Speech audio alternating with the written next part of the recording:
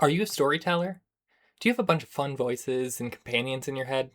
Do you talk to yourself often when no one else is really around? Well, it sounds like you're ready to step up to be a DM. And today, we're going to go over how. So buckle up, strap in, and let's get to it. Dang it, another one?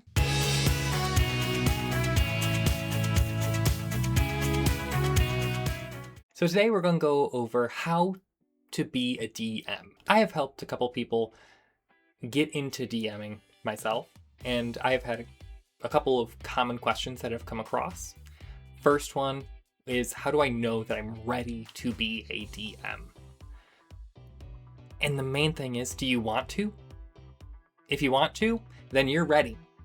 Have you watched any Let's Plays through YouTube or Beacon, which is Critical Role's streaming service, or Dropout, which is Dimension 20's streaming service?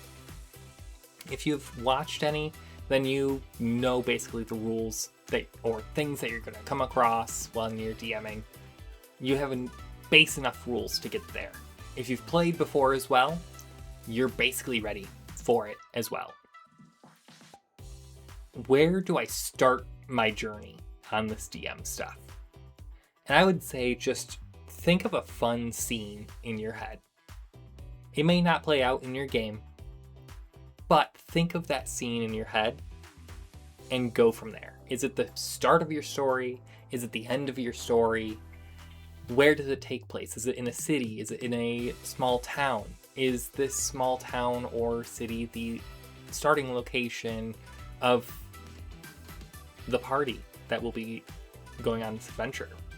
Are they going to be staying in this town, or are they going to be traveling a lot? And with that, you can build your map around that one city and just grow from there. Then you can build more cities, more towns, more landscapes as you go through. That's kind of how I have gotten to build my whole stories, is just starting somewhere and building out and letting the different cities complement each other's or really go into battle with each other and conflict with each other. A lot of those things can make your story vibrant by just thinking about the location and how everything is going to interact with each other. Another question I normally get is, I don't have as many minis or battle maps as a DM that I've played with has had. Who cares? Honestly, at this point, no one really cares. If they're able to play D&D and you want to run that game, people are so forgiving when it comes to, especially first-time DMs, so much more forgiving. So make it out of cardboard. Make little stands out of paper. At the end of the day, they're all just visual representations of what's going on in your head, more for placement of where everyone is, rather than the belief that that is my character. So you could also have all of the players just draw their character on a little sheet of paper, and that's their mini for the campaign. Or until you want to expand and make minis or buy minis. Players will not care that their mini is a piece of paper. They will care that you've put in all this work to make this game and try to make it fun for them. That is what they're going to really care about. Another one that I normally get is that I don't really know the rules all that well. You are not making a show. You are playing a game with your friends in a basement, in a living room, in any room, on Discord, on Roll20, on D&D Beyond, any of these places. There will be times where you have to go, hey, I don't know, let me look it up real quick. No one's perfect. No one knows every single rule in existence. It is okay to take those breaks and just look it up. Or do the other thing and make sure all players are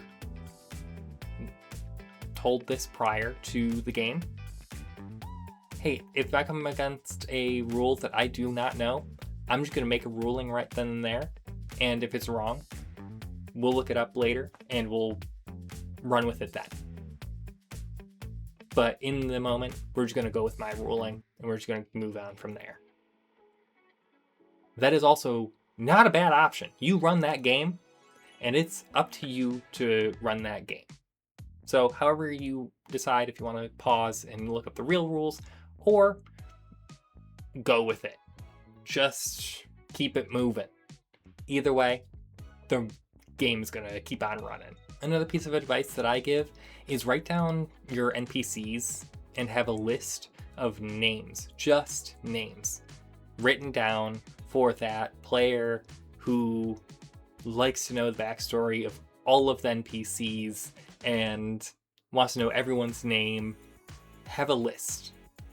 That way when they come up and say, hey, what's that goblin's name? You can go to a list and read off a name and they're going to think you're really prepared and have all these NPC names down, when you really just have a big old list of names like Jingle Boots. It's one of the easiest tips that I give, and I know that I have to combat that because as a player, I am that player. I really love going in and getting to know all the NPCs because I don't know which NPCs are critical and which ones aren't. So I just want to know them all. So I know as a DM, my players who have DM'd for me are going to do the same thing back to me, maybe a little bit out of spite. So I wanted to go over how I prepare for games. That way you can kind of see what my process is, and it might help you be able to prepare for your games as well.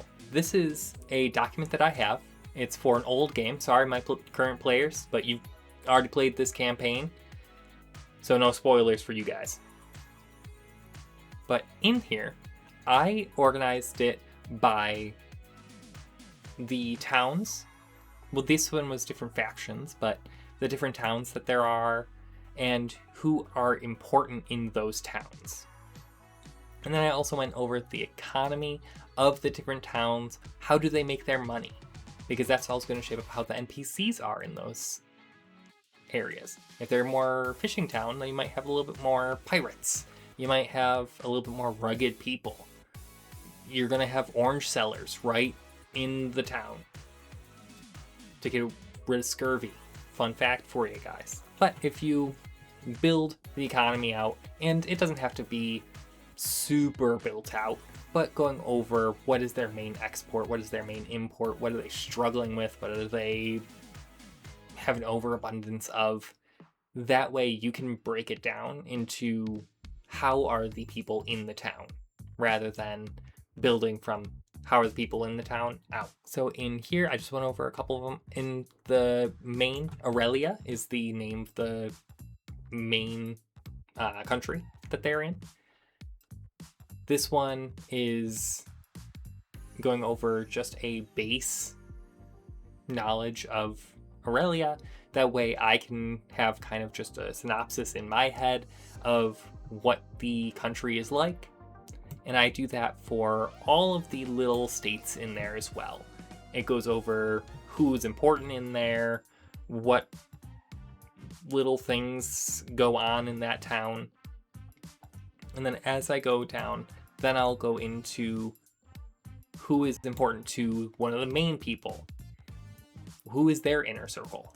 Who would the party interact with first, before they go into meeting this very important NPC? Who's going to introduce them? Who do they have to schmooze to be able to talk to Duke Eldrin? And then I go into more advisors for them. This was a very heavy campaign, more going off of the interpersonal communication of the different dukes and important people in this country, more like a Game of Thrones style kind of game. So going over another important person, then we get into the parts of the characters. So they were from this part of the town. So I went over their mentors so that I always had that right there as well. And then I went over a little bit of what is the manor. That way, if they ever had to go into the manor, how are they able to go through it? And then I did important landmarks around the town as well. So they had an enchanted forest just outside of their town. And then I moved on to the next. And that's kind of how I built it. So it's going in this campaign, again, it was more about the interpersonal communications, the people in the town, rather than events happening in the town. So if there was something like an invasion going on, I would put that right in that section and save it for later. Maybe I'd put like at level whatever. This is when I want this to happen. It could change while you're running the game, but at least you have something built out for it. And obviously you do not have to go this hard on making a document. You could scribble some notes down of core ideas that you kind of want to happen, especially if it's a shorter campaign. This was built out to be a very long campaign. So I went pretty hard on making sure that it was a very substantial document, that I couldn't forget what the things I had planned for that area. But one of the things that I like doing, especially in Google Docs, is that you can just make a table of contents that will take you straight to where you want to go. So if you make your areas and cities, important people, all different headers, you can make a table of contents and then it'll link you straight down to that document. And then what I like to do is take the document, print it out, put it in a 3-ring binder, and then I can have it even if internet access is not available for that time. The next tool that I like to use is D&D Beyond's encounter map. And for this, I actually have 2 setups that I can use. I have one portable and I have one that is more of the main table, but both of them have a TV within them. So I set them up straight to my laptop and then I can pull these maps up straight to there. That is, again, a little bit more than what most people have. So you can either print these out or go to Dollar Tree and buy large foam board and then maybe a laminate to go over it. And you can draw on there. It doesn't have to be anything crazy for your maps, but this is just what I do. So I pull them straight off of the internet and then I will use them if it's a quick little battle encounter. This is for a one-shot that I was doing, so I wasn't making everything too crazy on that game. So I just pulled it straight from the internet and then was able to use the map right here. And you can just come in here, open map browser, and then upload a map from there.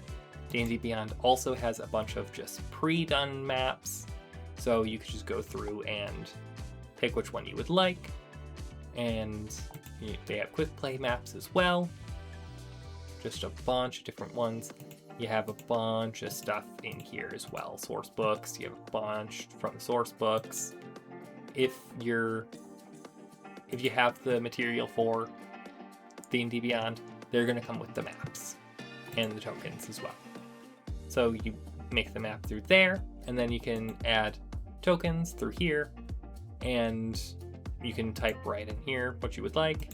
You could get it more zoned in here if you don't have anything particularly prepared for that encounter.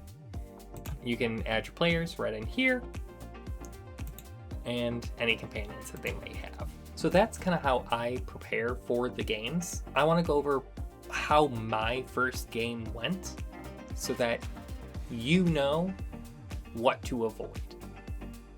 First off, I was watching Dimension 20's Fantasy High and really loved the setting. So I pulled that for my first game. Almost copied it. Brenly Mulligan.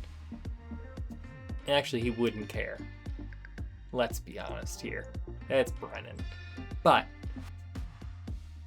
I was definitely copywriting everything that he was doing. And I went to my players, I went to my friends and asked them if they would play, and they all said they would be interested, which I was super grateful for that. And then we got into the game, and I was creating their characters with them, and I did not follow the D&D Beyond character creator. I was just like, yeah, sure, you want to be a demon? Be a demon. Oh, you want to do this? Absolutely do that. And that made it so much harder, because then I had to homebrew everything while it was my first time ever playing or DMing. That made it quite hard. And when we were in the game, we played that whole first session, and I asked them afterward, how did it go? How did you like it?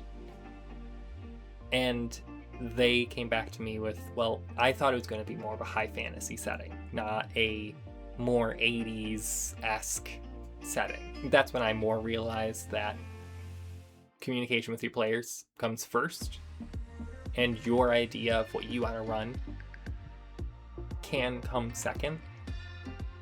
But in either case, just talking with your players so that they know what they're getting into is probably the biggest thing.